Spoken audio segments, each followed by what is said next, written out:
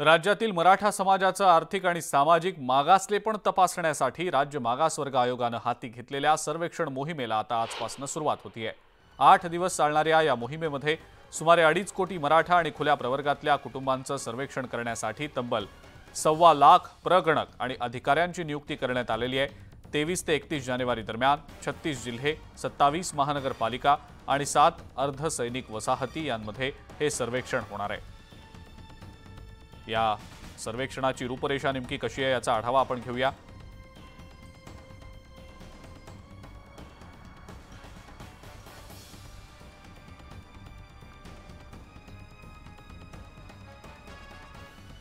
आठ दिवस हे सर्वेक्षण चालणार आहे। या सर्वेक्षणासाठी म्हणून 1.25 लाख प्रगणक आणि अधिकाऱ्यांची नियुक्ती करण्यात आलेली आहे। 23 ते 31 जानेवारी दरम्यान हे सर्वेक्षण चालेल।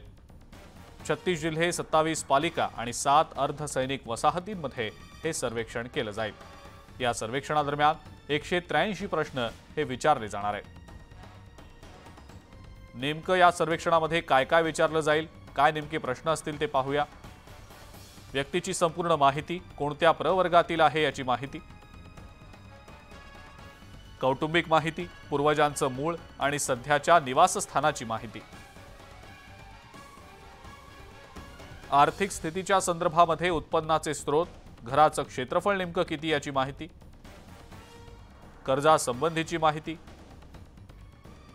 महिला इतरांच्या घरी धुणीभांडी करायला, झाडलोट करायला जातात का, स्त्री पुरुष गुरंढोरं चरायला नेण्याचं काम करतात का, कुटुंबाचं स्थलांतर झालंय का आणि झालं असेल तर ते नेमकं का झालं, कोणत्या सरकारी योजनांचा लाभ घेतला आणि वैद्यकीय उपचारासाठी नेमकं कुठे जावं लागतं, असे काही प्रश्न या सर्वेक्षणादरम्यान विचारले जाणार असल्याची माहिती मिळते आहे।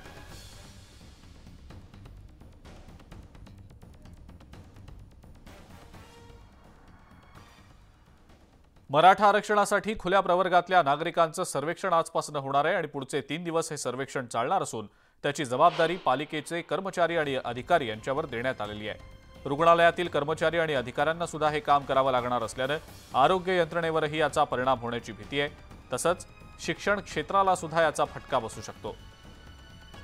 23 ते 25 जानेवारी दरम्यान हे सर्वेक्षण चालणार आहे। त्यानंतर सलग 3 दिवस सुट्टी आहे, त्यामुळे 6 दिवस प्रशासकीय कामकाजाचा बोजवारा उडण्याची शक्यता आहे। पालिकेच्या केईएम, नायर, शिव आणि कूपर या वैद्यकीय महाविद्यालयांसोबतच उपनगरीय रुग्णालयातील 75% कर्मचारी आणि अधिकारी सुद्धा 3 दिवस सर्वेक्षणाचं काम करणार आहेत। त्यामुळे 3 दिवस रुग्णालयीन कामकाजावर याचा परिणाम होणार आहे।